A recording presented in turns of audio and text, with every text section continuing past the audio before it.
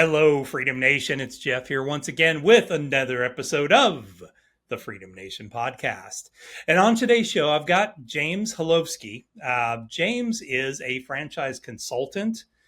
He comes out of the franchise world. So he's not just a consultant, but he's also been in that world and been with a couple companies that, lived and died by franchise. So he was really actively involved in that. Learned some good and bad from that process, and he's going to share a lot of that with you today. Franchise is one possible way that you might find your freedom day. It's kind of buying a business in a box. So stay tuned. We'll be right back on with you in just 1 second. All in you. Everything you're looking for, it's all in you. You gotta believe that it's all in you. Searching for it's all in. Hey everybody, welcome to the show. James, how are you, sir? Very good. Thank you so much, Jeff, for having me on. I really appreciate it. I'm excited. I'm always a big fan. I've never invested in a franchise, but I'm a big fan of the concept. And I think for the right person, it's the right thing to do in a lot of cases, especially if you're not really good at creating systems or anything. So let's start off. Tell us a little bit about your story. How'd you get to where you are today? Yeah, thank you. Yeah, definitely. So I was really over 20 years in corporate world with Del Taco. It's a Okay. corporate franchise fast food place. I started there as a general manager, worked my way up into regional manager, and it was okay, but just kind of it's kind of the grind, and then good chain, bad food. yeah, right. It's terrible. And then a company called Pyology, they were growing rapidly. They called me, said, "Hey, come help run our franchise division." They had one store when I joined them, and I came over.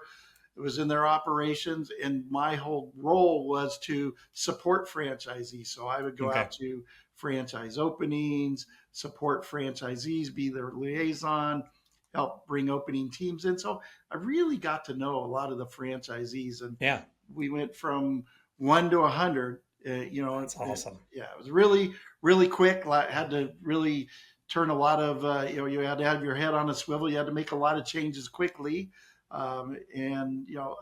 That was a great time. Chaotic, yes. Great time, yes. But then the largest franchisee of Pyology said, "Hey, come work for us. Be our head of our operations. Partner with us. Buy into the company and partner with us." Well, so that was a tough decision. They were based pretty much right near where I live, and it was two NFL football players that owned it. So my love of sports, location. Very easy decision. Franchise, it's like everything up your alley. Yeah. Everything there. So I worked with their dad. Their dad was a former NFL football player. So we did operations. The brothers, they were playing at the time. So we had our Pyologies. We did a Baked Bear cookie franchise. We did our own coffee shop concept. Oh, wow. Yeah. And we did our own cookie dough concept that we did. So we did a lot of things.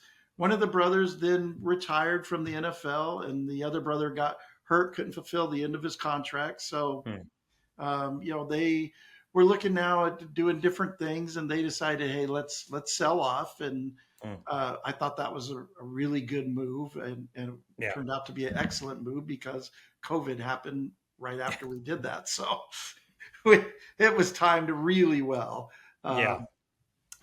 So they went into tequila because they had some family heritage that had been in the tequila business. Nice. And that was great. Love tequila, but not something I'm passionate about.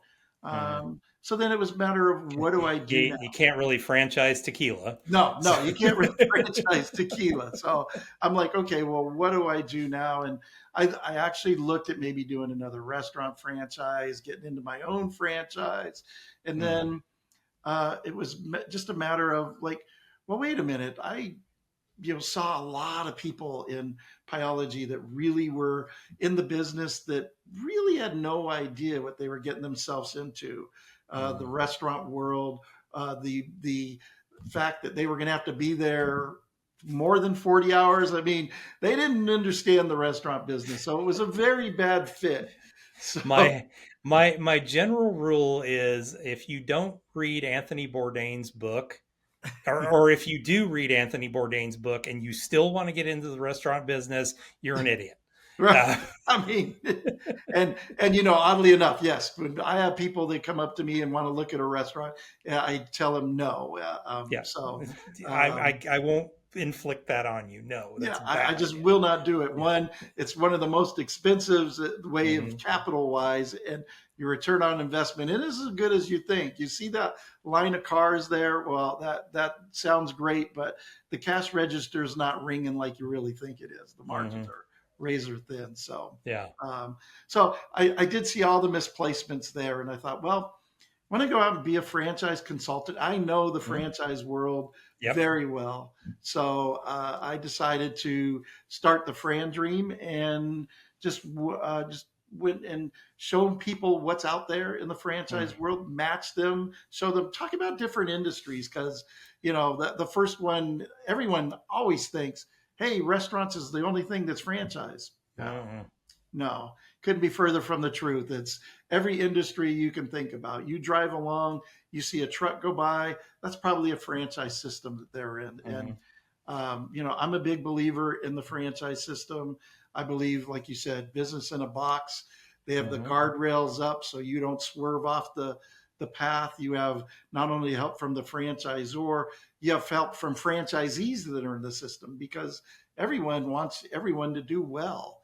Yeah. So it's really a great teamwork type system to do. And why not go with a system where someone's made the mistake so you don't have to? Hmm. Totally agree. So, when you start to think, so as a franchise, let's just start with that because I don't think a lot of people know that you guys exist out there. They'll just go out and do a Google search and look at, what kind of franchise can I get into and what's the cheapest one I can get into. What is it like working with a franchise consultant? So, what is it exactly that you do for them? So I basically will find out their goals of what Okay. they're looking for, what their budget is, goals of owner operator. Do you want passive? Do you want to try to stay in your job? That makes it a little bit tougher to get Hmm. get the right concept because some concepts will say they're semi-passive. They truly are not. Hmm. Yeah. So it's finding that and then the long-term goals. Are you looking to have a family business to have Hmm. generational wealth? Are you looking to do multiples eventually? Because then we got to find a brand that has a lot of territory. So it's Hmm. really about sitting down, finding a budget, finding the goals, and then the background of a person is kind of important. Sales and just even if it's IT, you want to find what they're comfortable with, but also what you can also say is in a franchise, I could take an IT person and they can get into a HVAC company Hmm. uh, because the franchisor is going to train them how to run the business, who to hire, and give them that playbook. So Hmm. they're not necessarily the IT guy is not the guy working on the HVAC. He's Yeah. hiring people to do it and running the business. So basically, all the industries out there, we talk about those. And then I come up with a list. I'll show them maybe 5 or 10 different franchises that I think are excellent fits. And they pick one or two of them. I would introduce them to the franchisor. Then I'm staying with them during the whole time. Here's questions asked the franchisor. Here's, how to read a FDD and just any general Hmm. franchise questions that come up. I help them with. If they need help with lending, I help them with lenders and just I'm that general, questionnaire guy. I will tell Hmm. you some people use once I introduce them to the franchisor, I get people that are leaning still on me heavily. Sometimes I get, hey James, I got this. I'm good. Yeah. They'll ask me a couple general questions and that's it. So it is really it's very rewarding talking to people and just Hmm. finding about their goals and what might fit for them. Well, and I think getting to know them and understanding on what they're willing to do, in a lot Yes. of cases, because I think some people think it's, sometimes some people think getting a franchise is, well, I'm basically just buying another job.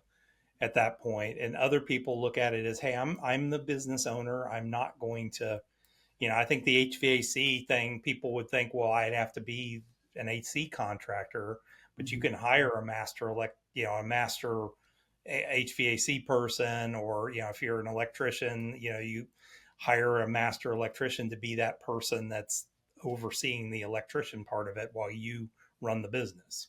Yeah, absolutely. And it just, hey, if it's that, you know what, I'm used to working my corporate job. I want to have something of my own that I could go to and call my own every day. Mhm. And, I still, though, I really like working 9 to 5, Monday through Friday.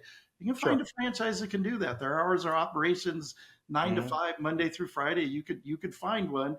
You're going to have to put some effort in after hours sometimes, but Sure. there's where the business is needed 9 to 5, and then you can still have your weekends off and have all the freedom that you didn't have of making your son or daughter's sports Mhm. programs and that's just to me that's the most important thing. Yeah, well, and getting to the point where you realize, okay, you've got to hire people that can run the business for you, and you're not, intimately involved in everything.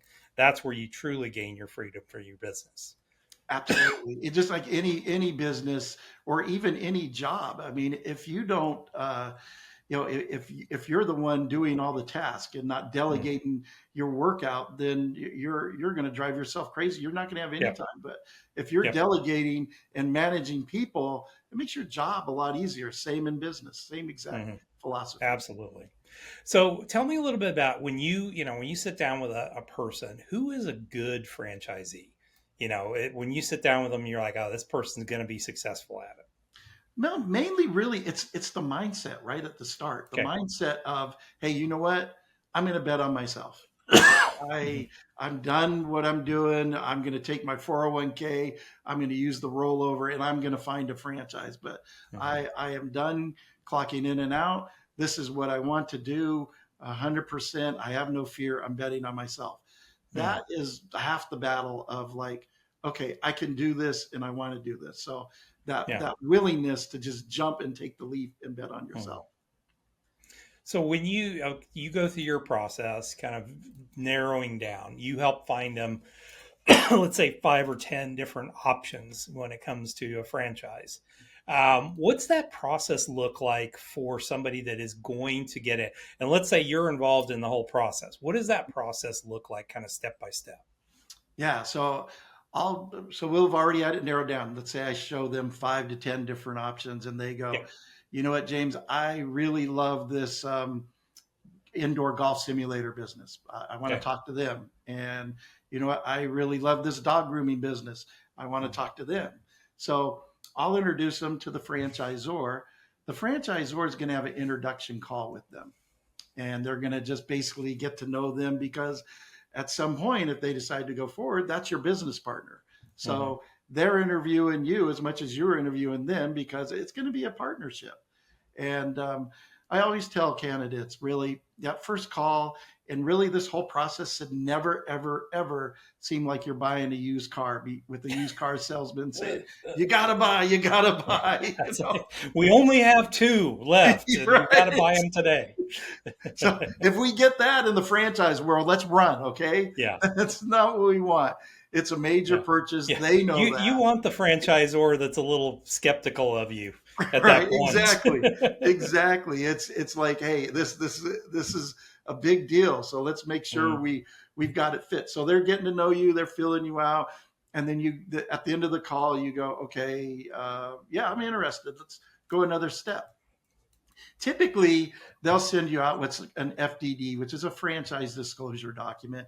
Okay. In that, it has the royalties they're going to charge, the franchise fee, which is the one-time fee, and in there might be an earnings claim in there that's drawn up. And I always tell, hey, I'm going to give you I can't read the FDD for you because Mm. that would mean I'm telling you what I think the FDD says. You got to read it on your own. I'll give you a Mm. guide how to read it.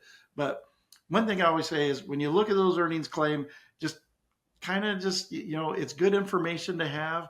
But the one way you're going to find out about our franchisees happy in the system is you're going to call them and validate with them.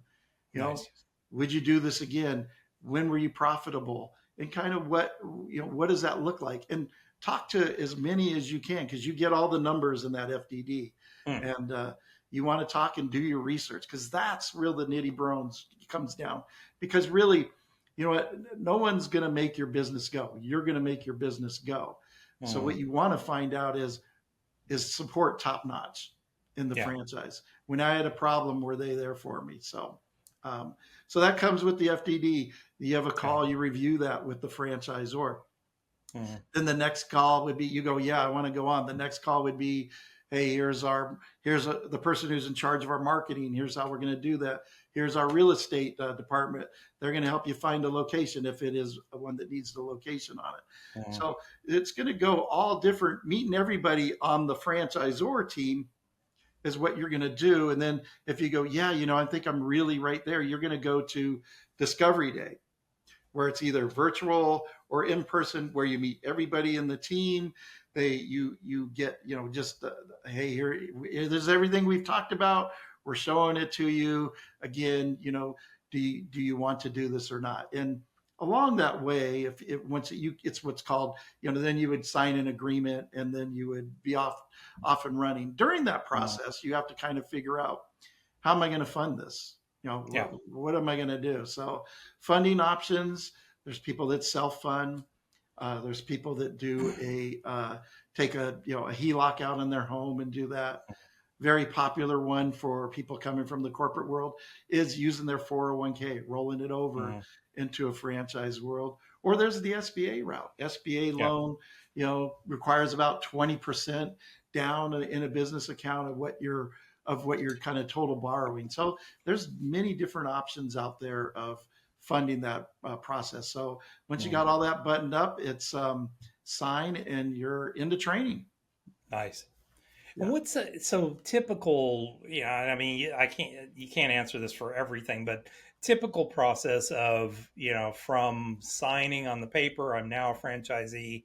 What's the typical training like for a lot of franchises? Yeah, so it kind of really depends on the franchise, but a lot of them, some could be done virtually, and then Okay. some will be done at their corporate office. So Okay. typically, it's always usually at least 40 hours of training, Hmm. if not more.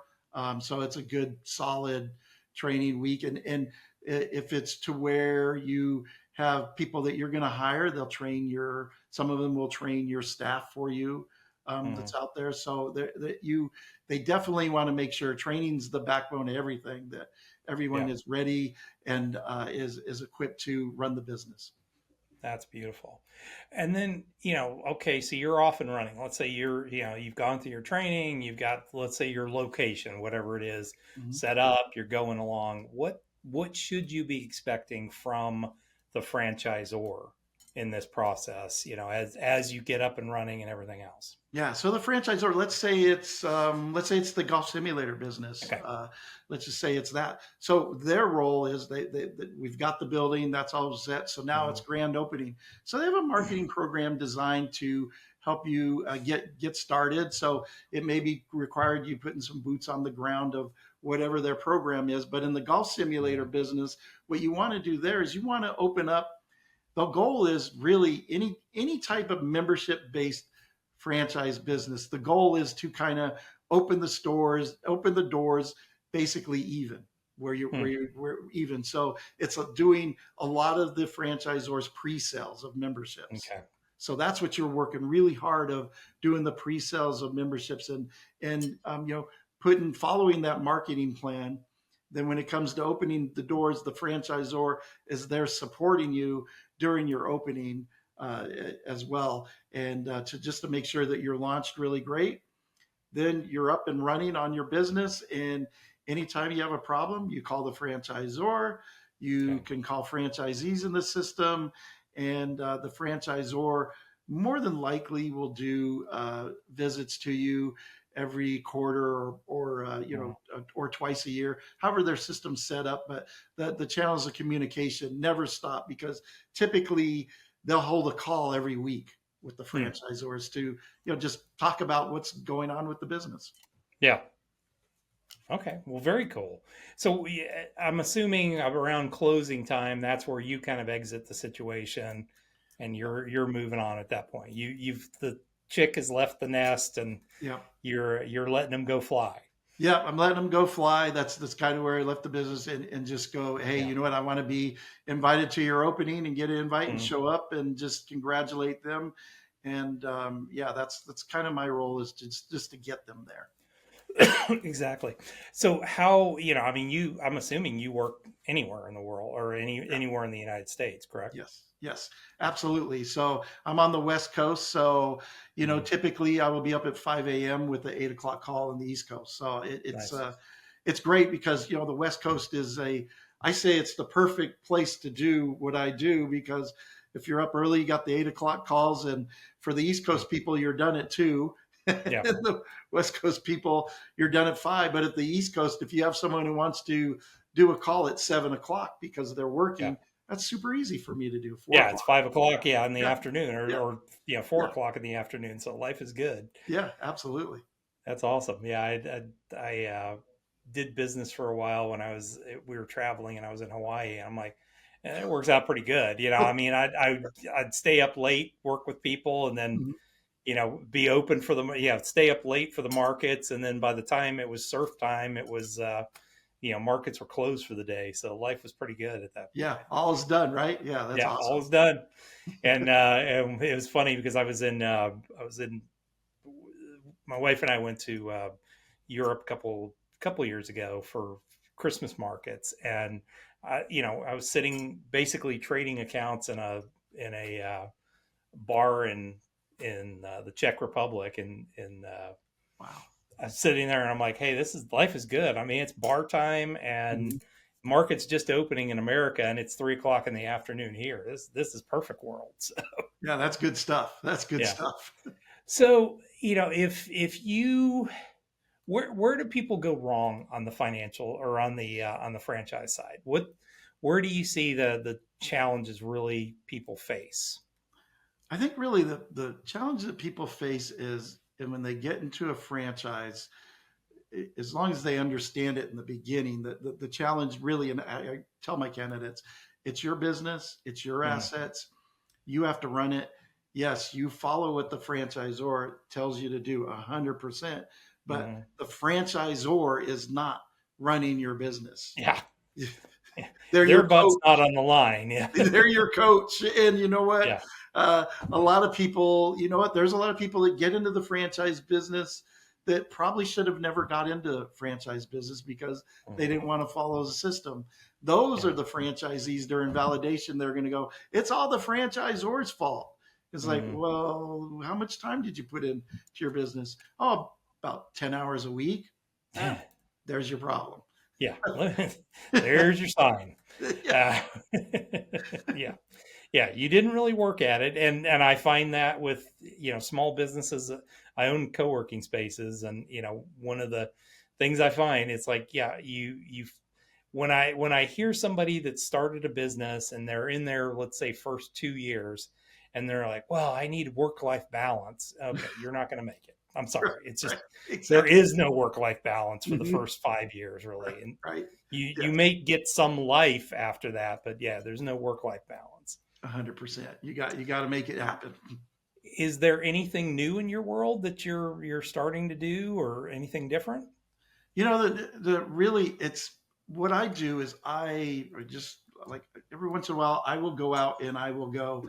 I constantly research franchises of new Sure. franchises coming up. So I'll look at different franchises that are coming out or they're called emerging that they're just starting Mm, out. And what I will try to do is I'll reach out to them so I can learn more about their business and mhm, go, hey, what is your growth program? Would you like to use someone like me, a franchise broker, to help you mm, grow your business? And if they're ready for that, absolutely, then that's just another franchise that I can put back that I can use. yeah. And oftentimes you'll see a franchise that may be like a franchise, like the golf simulator business, the top golf simulator business right now. Territory is kind of drying up, But so Mm, there's a new one that might come up that offers something just as good, but they'll have more territory available mm, for that person who really wants to, have a multiple unit type of deal. yeah. So I search out for those, and I do vet it. I mean, if I look at the model and I look at maybe some of their earnings claims, and it looks like it's going to be more of a hobby than Mm, a business, it's something I typically don't show any franchises that are going to be hobbies. yeah. Yeah. Yeah. So typically, how do you get paid when it comes to that? It's I'm assuming on the close or Much like a real estate agent, right on the okay. close. So no one for my services, it's all complimentary to the client. They don't pay any Nice. higher fees. So like it's like, Yeah. oh, they're using a broker. The franchise fees now, Mm, 80,000. They don't pay any extra fees or anything. So I mean, it really is a smart thing to do is use a franchise broker if you're looking at anything. absolutely. Yeah, especially somebody like yourself that not only was, because I've talked to people that are franchise brokers that have never owned a franchise themselves, Mhm. and so I think you working in that world and especially understanding what it takes to run a good or to be a good franchisor, I Right. think you can smell out the BS that a lot of them Yeah. have. Yeah. I mean, really, really, there's like 400 franchises in my Yep. inventory over that. And that's whittled considerably when I go to show it to my candidates because Sure. again, it's got to have really strong margins. Otherwise, why Mhm. show it? Yeah, I know. It's like Oh, why wow. get into a business that's got terrible margins? Right. That's why it's just no Or, restaurants. or the Sorry. hope that it's getting better. Well, we're going to make Yeah. some changes and our margins are going to go up. Well, let me No. know when Yeah. that happens and I'll Yeah. see When what you you fix it, let me know, and then we'll go from there. Yeah, absolutely. Um, last question, but what if you for somebody that is thinking about getting into a franchise, what is the one piece of advice that you would give them? I would say one, bet on yourself. That's it. Okay. You just got to have that mindset. Got to have family on board. Mm, If the wife's not on board or significant other's on board, probably not going to work. So mm, that is it. But the one piece of advice is really do your research. Don't fall in yeah. love with the brand and go, I don't need to talk to the franchisees. I love the franchisor. I'm good. Yeah. Still Mm, do your homework. Do your yeah. homework. You'll find out. Well, Yes. great. Let's transition to the fast five questions. Yes. All right. So you woke up in the morning, your business is gone. You have 500 bucks in your pocket, a laptop, computer, place to live, food and clothing. What do you do first? Well, I think really I would use my knowledge of my laptop to start conversations right away, because reaching out to my network, creating really quick content, possibly, Mm, and connecting with franchisors, becoming conversations become candidates. mm, So it would just be getting back out there and networking and just relying on my network to get myself back up. brilliant. Next question. What is the biggest business mistake you've ever made? So in the corporate world, the biggest business mistake I ever made was playing office politics. Mm, Where I knew my decision and what I wanted to do was the right way to do it. But I mm, knew if I made this decision, the politics were going to come down and it wasn't going to be a good thing for me. So I mm. crumbled to the office politics where I should have stayed what I knew was best for Yep. my team and my business. Yep. And that happens all the time where you get bowled over and then it comes out. Yeah, if you'd have listened to me, things would have been much better. Absolutely. And then when I would say entrepreneur wise, really, what I would say the biggest mistake that I would make entrepreneur wise in the restaurant is, you know what, the main thing is the main thing. Mm, So when you lose focus on your customers and guests, mm. they're the main thing. Yeah. About providing great service and making a great experience for them. You kind of diversify and go off of, hey, let's make this a little bit better. But if it's not really helping your guest and making your customers more satisfied, it's the wrong Mm, thing to do. yeah, absolutely. Okay. Last or next question. What's a good book that you'd recommend for our audience? So it's kind of crazy. I really, Ryan Serhant as Hmm. the the real estate agents and millionaire type things. He wrote a book called Big Money Energy. Hmm. It is all about it's how to act at work, Okay. how to dominate at life, how to make millions. But it's really it's all about interacting and using your network and Hmm. using people of building not only your business but helping them out as well. And just really a great read. That's awesome. That's Yeah. fantastic. Um, what's a tool that you use in your business that you might recommend to everyone? Well, I will say I use ChatGPT to Hmm. rewrite every email and every text that I make. Yep. I just, I want to make sure every email's right, and I'll just Hmm. flip it in there, copy and paste it, and send my emails. It's something I use every day. Yeah, absolutely. And I think it's a tool that is just improving and improving every day. I mean, I've worked, I use several of them, but nobody innovates more and nobody is moving at a faster clip than ChatGPT. So Yeah, yeah, really. totally I agree. mean, now it knows who I am. It knows my Yep. business. It knows Yep. exactly, hey, this is James, you should use it this way. It's like, Yeah. okay. Well, I mean, I always tell people I created, basically over a year and a half, I trained ChatGPT to basically write me, Right. my style of writing. And Yeah. so now all I have to do is just say, hey, write that in Jeff Kikel style. And it's like, and it just Hmm. pops it out. It's exactly what I would say if it was me writing it. It would have taken me 3 hours to write it, where it was 3 seconds for them to write it. A Yeah. 100%. Just amazing. Last question. What is your definition of freedom? Well, I would say for freedom, really, gratitude and generosity is the gateway to Hmm. freedom. So that's the gateway to freedom. Freedom to me is being able to be in a career that you have time to enjoy life, Hmm. enjoy catch baseball games, sporting events that you want to watch your Yeah. children grow up. I don't think that anybody on their deathbed has ever said, "I wish I would have worked another day." Yeah. And that Right. just I wish I'd have worked on that weekend.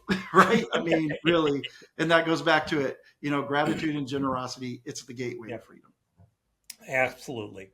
Well, James, if somebody is interested in a franchise and needs, the help of somebody like yourself, where's the easiest way to get a hold of you? Thefrandream.com. My Okay. website's there. There's actually a little quiz you can take, a business assessment, so you can Nice. learn a little bit about yourself, or just email me at james@thefrandream.com. Perfect. Excellent. Well, James, thank you so much for being on the show today. Really appreciate your advice and guidance, and hopefully, folks, reach out to him if you're interested in a franchise. I mean, one, it doesn't cost you anything to talk to him, and two, you might find that thing that gives you the passion that helps you to get to where you want to be. So make sure that you subscribe to the channel. Make sure that whether you're watching or you're listening to us, that you're subscribed, and please give us an upvote or a comment or whatever. So thanks a lot, and we will see you guys back here the very next time.